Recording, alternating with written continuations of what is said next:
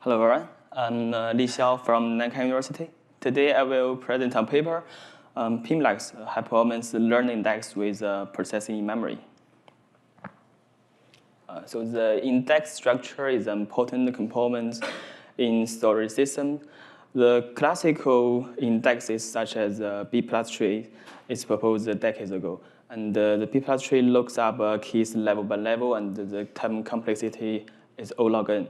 So the recent studies on learning indexes use machine learning models to adapt the distribution of data, and it shows the advantages over the traditional indexes. So if the model is precise enough, we can find the data directly. So therefore, the learn index is much faster than the traditional B+ tree. So to perform data lookup, a learn index predicts and search step by step in the model level. Once it predicts where the data might be, it does the last mile search in the data level. So both the model search and the last mile search require a lot of memory accesses. But in the traditional computer architectures, we face a big problem, what we call the memory wall. The memory wall, the reason behind the memory wall is simple. The CPU is fast, but the memory just cannot keep up with the CPU. So this gap leads to the costly memory accesses, and which end up introducing a lot of overhead for learn index. So from our test, we found that most of the execution time in learn index is dominated by memory bound. The processing memory, or PIM, offers a promising solution to the memory wall problem. So by integrating the processing capability directly into the memory devices, PIM can reduce the need to move data between memory and the CPU. And this motivates us to use the powerful PIM to overcome the memory bound of learn index. However, when we try to apply learn index to PIM, we encounter some challenges. So the first challenge is the mismatch between the large space required by learn indexes and the limited capacity of PIM. So learn index needs a lot of space to handle massive amount of data, but the capacity of PIM devices is small. For example, a commercial PIM device UPMEM only offer 8 gigabytes per DIMM. So the second challenge is a mismatch between the model structure of learn index and the features of PIM. The model prediction of learn index require multiple floating point operations, but PIM never struggle with the floating point calculation. For example, the UPMEM PIM only supports it only supports native integer operation due to the hardware limitations. The floating point operation have to rely on the software emulation, so which is much slow. When we test a simple learn index on PIM, we find that about 18% of time is spent on the model prediction. So finally, there is the challenge of load imbalance caused by skilled workloads. The PIM-based index usually divides the data into partitions and distributes them across multiple PIM modules. However, in the real-world environment, the skilled workloads are very common. Somehow data get accessed much more frequently than others. So this leads to some PIM module being overloaded while others remain idle. So in our test, we find that the performance of learn index and the skilled workload is only about 10% of what it achieves under the uniform workload. So to address the three challenges, we propose a high-performance PIM-based learn index, the PIMLex. And then we will introduce the design details. So in general, PIMLex employs a decoupled structure. It contains a search layer on PIM side and the data layer on DRAM side. The search layer is built using anchor keys. Anchor keys is by sampling the data layer. Through the range partitioning, the search layer is divided into some small partitions and distributed across multiple PIM modules. Within each partition, we create some machine learning models to improve the search efficiency, and we also maintain a partition table that records where the partitions of the search layer are located in.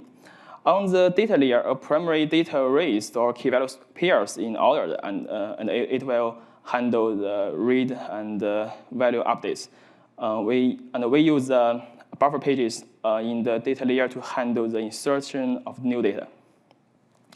So PIMLex follows a three-step execution procedure to handle read and write. First, the PIMLex checks the partition table to identify where the PIM module to which the requested key belongs. Then PIMLex performs lookups on the search layer to obtain the approximate position of the requested key. Finally, PIMLex locates the actual position of the requested key in the data layer, and it will perform reading and writing on the primary data array and the buffer pages. The two-layer decoupled structure can minimize the PIM space usage. PIMLex selects the anchor keys at the interval of delta from the primary data array, and it ensures that the search layer, the size of the search layer remains small. Meanwhile, PIMLex handles a lot of memory accesses on PIM. For example, to look up K6, we first search the search layer to find the largest anchor key smaller than K6, that is K5. This step is based on the model prediction with a fixed error bound epsilon, and the search range is 2 epsilon. After that, PIMLex checks the data layer, searching for keys within the anchor interval delta. So this decoupled structure can address the first challenge. Then we introduce the PIM-friendly model structure. The PIM features limited computing capability but powerful memory capability, which is unfriendly for the original multi-level model structure. So we propose a PIM-friendly model structure from PIMLex. The key idea is to trade more memory access for less computation, and this can address the second challenge. So the LearnX usually apply multi-level model structure, and it uses a model-based search approach. The search operation at each model level is based on the prediction from the upper level.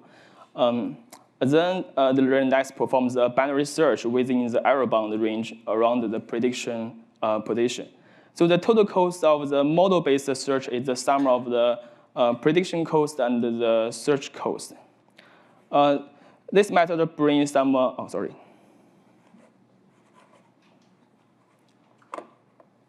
So this method brings some computational overhead. Okay. Sorry.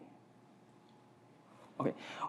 We can also perform another search method, the global binary search. So the global binary search will perform a binary search within the all models within a level, and it treats more memory accesses for reduce the computation overhead. So based on the above cost analysis above the two model search methods, PIMLex uses a bottom-up approach to select the search method with a lower cost for each model level. So this will transfer the original multi-level model structure into a PIM-friendly one. So in this example, the bottom level use a model-based search, while the level above it use a global binary search. We also propose a lookup table-based model. For the floating point-based model, each prediction needs the multiplication of the search keys with the slope of the linear regression model. So the lookup table-based model reduces the floating point operations. It will pre-calculate and store the results into a lookup table. For example, for the search key FF11, it corresponds to FF10 and FF20. and their calculation result are P1 and P2. And we can store the P1 and P2 into a lookup table and use the P1, P2 to represent the actually calculation result. So when using a lookup table-based model, we can find the request key with the search range between P1 minus epsilon and P2 plus epsilon. And for the floating point-based model, the prediction result is more accurate, so the search range is 2 epsilon. Based on the lookup cost and the prediction cost of the two model types, we can select the model type with a lower cost for PIMLex. So then we introduce the hotness-aware replication mechanism, so when using the same number of PIM modules to handle the different search layer partitions, the skilled workload can cause some partition to become hotspots. So this causes some PIM module to get overloaded while others remain idle. So since the uneven distribution of the workload decreases the overall performance, we need to keep the load balance for the different PIM modules. So our key idea is to create additional replicas on more PIM modules for hot partitions. So this can address the challenge 3. Our replication mechanism needs to determine the number of replicas for each partition. So the total number of the replicas across all partitions should match the total number of PIM modules. And we use a TI to represent the number of queries handled by partition I. So based on the number of replicas Ri and the number of queries Ti, we can define a load factor for each partition, which represents the how busy that partition is.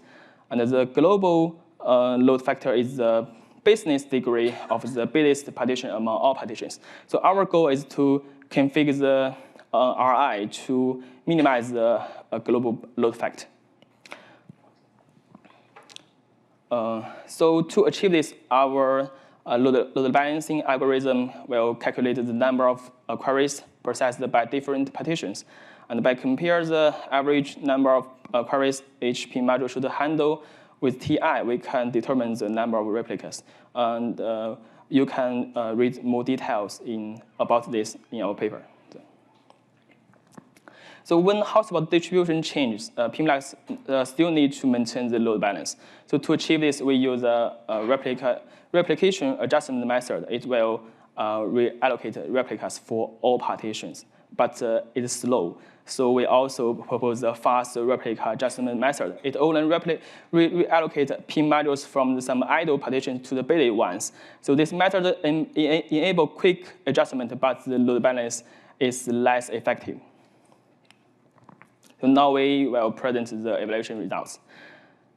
We implement a PIM-based LearnDex baseline, the basic LeX. Basic LeX directly ports LearnDex, a DRAM-based LearnDex PGM index to PIM.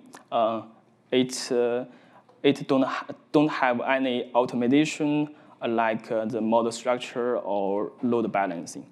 So we also compare PIMLex with other DRAM-based LearnDex, such as ALEX, LEAP, FunDex, and SALI. So the evaluation used 5 real-world data sets and the skilled workloads. We evaluate PIM-based indexes with 4 DRAM DIMMs and 4 PIM DIMMs. But for the DRAM-based index, to ensure a fair comparison, the platform is equipped with 8 DRAM DIMMs. So compared with the basic LeX, PIMLex show a performance advantage. So this improvement is due to the PIM-friendly model structure and the load balancing method of PIMLex. So compared with the DRAM-based LearnDex, PIMLex still outperforms others for both get-only workload and the mixed workload. This is because PIMLex leverages the powerful memory capability of PIM, and it can reduce the overhead of memory accesses. And for the insert-only workload, PIMLex outperforms ALEX and LEAP and FunDex but it performs worse than SALI on some data sets. So this is because for PIMLex, the data writes in the data layer are still processed on the DRAM side. So this will bring some overhead, and it can't beat the SALI in some data sets. So we also evaluate PIMLex with the data set that contain 800 million key values, the larger data set. The two-layer decoupled structure of PIMLex can reduce the space usage on PIM, making it better at handling large data sets. So we found that PIMLex outperforms other indexes in both get and insert performance. But here we exclude SALI and leap because their index size exceed the total memory capacity. So in summary, this paper introduced the PIMLex, which takes the first step in exploring how PIM can address the memory bound issues in LearnDex. So our evaluation showed that PIMLex outperforms both PIM-based baseline and the DRAM-based LearnDex with real-world PIM hardware. So currently, there are still some performance limitations of PIM hardware, and we look up to the future development of the PIM architecture, and we believe it will further improve the performance of PIMLex. So you can read more details about PIMLex in our paper. So that's all. Thank you.